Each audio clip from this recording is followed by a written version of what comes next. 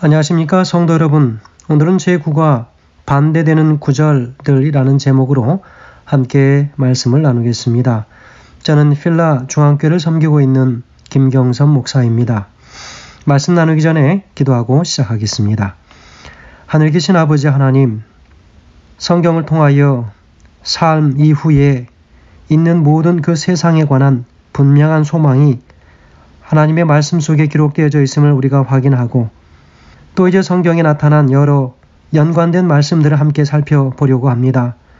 주님, 우리의 지혜가 부족하거든 지혜를 허락하시고 또 지식을 담을 수 있는 충분한 우리의 능력을 허락하셔서 하나님의 말씀을 하나도 빠뜨림 없이 바르게 이해하고 우리의 영적인 삶에 바르게 적용하며 실천하며 살 수 있도록 도와주시옵소서. 오늘 말씀을 펴겠습니다. 말씀 속에서 살아계신 임재를 경험하는 시간 되게 하시기를 예수님의 귀하신 이름으로 간절히 기도합니다. 아멘. 오늘 반대되는 구절이라고 하는 말씀의 제목을 가지고 한 주 동안 말씀을 나누겠습니다. 기억절 말씀은 이렇습니다. 너희가 성경에서 영생을 얻은 줄 생각하고 성경을 연구하거니와 이 성경이 곧 내게 대하여 증언하는 것이니라. 요한복음 5장 39절 말씀입니다. 여러분, 베드로는 우리에게 분명하게 이야기합니다. 베드로전서 3장 15절에 너희 속에 있는 소망에 관한 이유를 묻는 자에게는 대답할 것을 항상 준비하라 라고 그렇게 이야기했습니다. 그래서 우리는 하나님의 말씀을 언제나 우리는 준비하고 예비하여서 때를 얻든지 못 얻든지 항상 복음을 증거하고 바로 소망에 관한 그 이유, 우리가 예수 그리스도께서 이 땅에 다시 오실 때에 그분을 만나서 다시 부활의 소망과 또 우리 주님을 살아서 만나서 하늘에 가는 그 소망에 관한 그 이유, 우리가 무엇을 믿는지에 관한 그 이유를 묻는 어느 누구에게든지 대답할 것을 항상 준비하고 예비하고 있으라고 베드로는 권고합니다. 사도 바울도 이야기하지요. 너는 말씀을 전파하라. 때를 얻든지 못 얻든지 항상 힘쓰라. 범사의 오래 참음과 가르침으로 경책하며 경계하며 권하라. 때가 이르리니 사람이 바른 교훈을 받지 아니할 것이라 했습니다. 디모데후서 4장 2절과 3절의 말씀이지요. 여러분, 이 말씀을 보면 우리는 언제든지 때를 얻든지 못 얻든지 어느 때든지 어느 타이밍이라도 하나님의 말씀을 증거할 수 있는 순간이 온다면 우리는 불현듯 하나님의 말씀을 증거하기 위하여 준비가 되어 있어야 하겠지요. 시대소망 353페이지에서도 그렇게 이야기합니다. 그리스도께서는 진리의 말씀은 하나도 감추지 않으셨지만 항상 그것을 사랑으로 말씀하셨다. 예수께서는 무리하시거나 쓸데없이 가혹한 말씀을 하시거나 민감한 자에게 공연한 고통을 주신 일이 전혀 없으셨다. 그는 인간의 약점을 비난하지 않으셨다라고 기록합니다. 성도 여러분, 오늘 우리는 사람들이 영혼 불멸에 관한 가르침을 정당화하기 위하여 성경에 여러 비유로 예수님께서 하신 말씀이나 혹은 비슷한 다른 어떤 말씀들을 끌어다가 자신들의 가진 생각과 사상을 정당화시키기 위하여 사용하는 말씀들을 우리가 좀 다뤄보려고 합니다. 그래서 오늘 이제 시작으로 이제 일요일 소지부터 시작해서 목요일 소지까지 끊임없이 나타나는 그런 말씀들을 우리 함께 다루면서 바른 이해를 가져야 하겠습니다. 그들이 늘 우리에게 다가와서 그런 한 질문을 할 때에 우리는 머쓱해하거나 그 부분에 관한 이해가 조금 부족할 때에 제대로 된 설명을 하지 못하는 경우들이 종종 있습니다. 그러므로 오늘 우리가 이 시간들을 통해서 사실 우리는 이것을 난해 성경 구절이다 라고 이야기하지만 사실 이것은 우리가 늘 준비하고 이해하고 있으면 이것은 난해한 문제가 되지 않을 것입니다. 사람의 죽음과 사후의 세계에 관한 성경의 여러 말씀 가운데 잘못 이해되어지고 적용되어지는 그런 부분들이 어떤 부분들인지 우리 함께 살펴보려고 합니다. 자, 일요일 소재에는요, 부자와 나사로에 관한 비유가 나옵니다.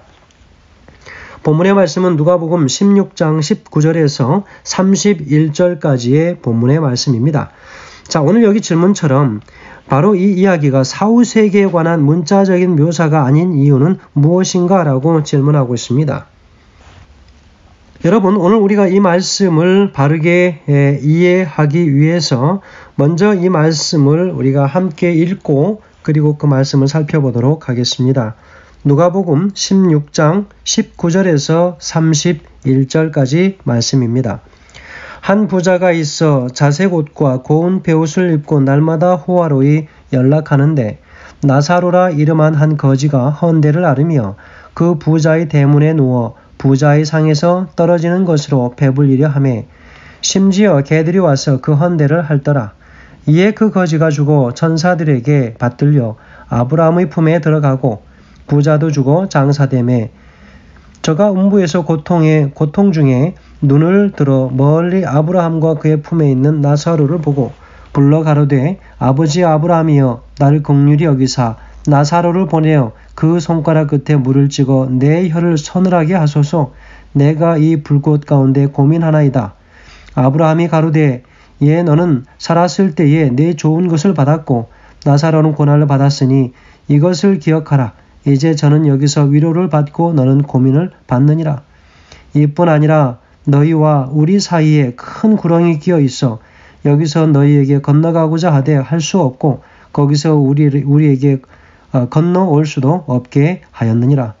가로되 그러면 구하노니 아버지여 나사로를 아버지의 집에 보내소서. 내 형제 다섯이 있으니 저에게 증거하게 하여 저희로 이 고통받는 곳에 오지 않게 하소서. 아브라함이 가로되 저희에게 모세와 선지자들이 있으니 그들에게 들을지니라. 가로되 그렇지 아니하니이다. 아버지 아브라함이여 만일 죽은 자에게서 저희에게 가는 자가 있으면 회개하리이다. 가로되 모세와 선지자들에게 듣지 아니하면 비록 죽은 자 가운데서 살아있는 자가 있을지라도 권함을 받지 아니하리라 하였다 하시니라 라고 기록합니다. 자, 이 부분을 먼저 우리가 좀 이해를 할 필요가 있습니다. 여러분 이것은 실제가 아니라 비유라고 하는 것에 우리가 주목해야 한다는 점이 매우 중요합니다. 바로 이것은 일련의 비유 중에 5번째 이야기입니다. 누가복음 15장에서 잃어버린 양 그리고 잃어버린 동전 그리고 당자 잃어버렸던 아들이지요. 그리고 불의한 청지기 한 다음에 이 청지기에 관한 이야기가 나온 다음에 이 비유가 나오고 있는 것입니다. 여러분 만약에 우리가 이 비유들 속에서 그리스도가 가르치려고 한 교훈을 찾기보다는 세부 사항을 조목조목 따져가면서 문자 그대로 받아들이고자 한다면 큰 어려움을 겪게 될 것입니다. 부자와 나사로의 비유가 과장 없는 문자 그대로의 이야기라고 가정을 해봅시다. 여러분 우리가 이 가정을 해보는 가운데 사람들은 천국과 지옥 사이에서 대화를 나누고 있는 부분도 우리가 보아야 합니다.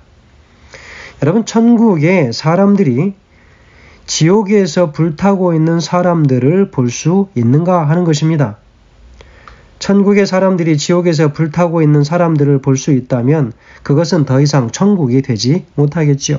고통받고 죽어가는 그 영혼들, 형제 자매들을 보면서 그 천국이 될 수 없겠죠.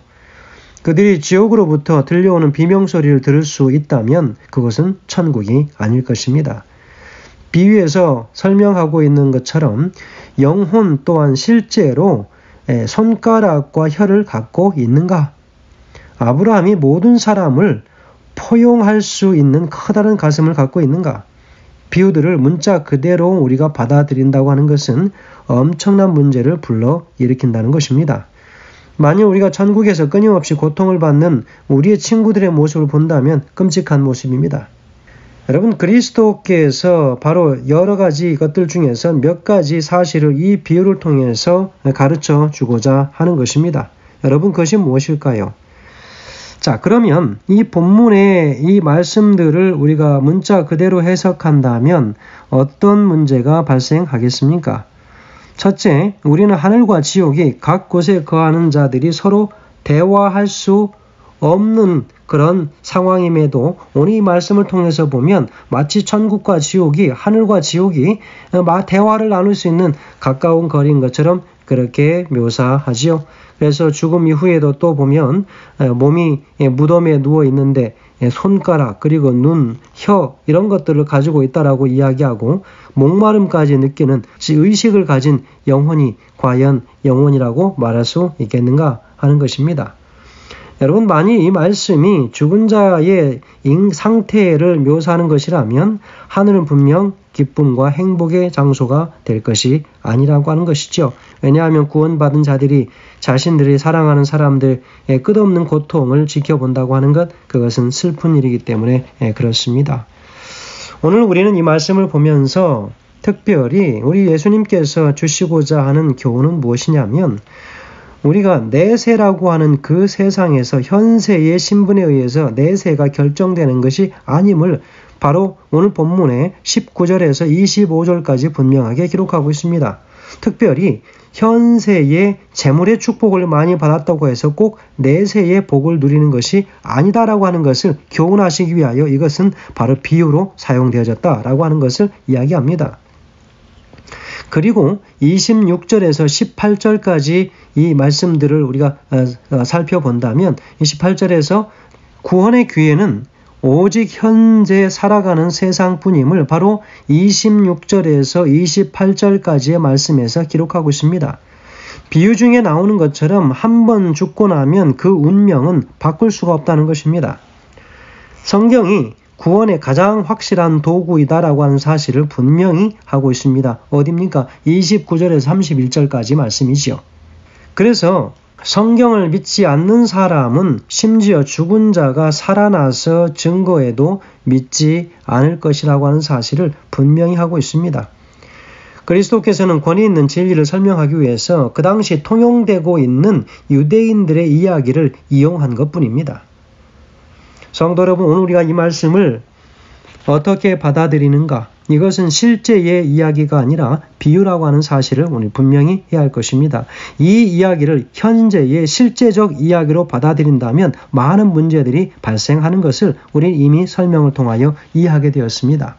오늘 우리가 가진 이 말씀의 이해를 통해서 부자와 나사로에 관한 이야기가 더 이상 우리의 답을 불편하게 하거나 우리의 마음이 불편해져서 대답하기에 곤란한 그런 질문이 아니길 간절히 소망합니다. 실물교훈 263페이지는 이렇게 기록합니다.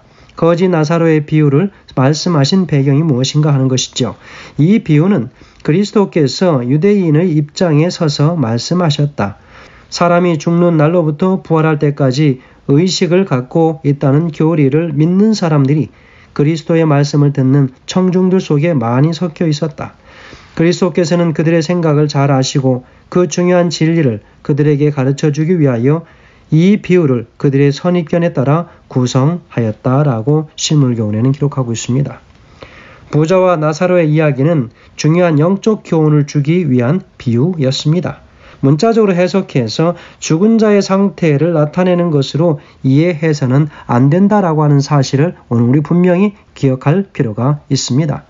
부자와 나사로의 이 이야기, 우리가 많은 이런 사후의 문제에 관하여 이야기할 때에 다른 여타 교파들이나 혹은 다른 어떤 그리스도인들이 이것에 관하여 종종 질문하지만 참으로 어리석은 질문임을 우리가 이 말씀에 관하여 분명하게 깨닫고 있을 때에 그것들을 지적해주고 다시 말씀을 바르게 풀어 그들에게 이해할 수 있도록 도와주는 것입니다.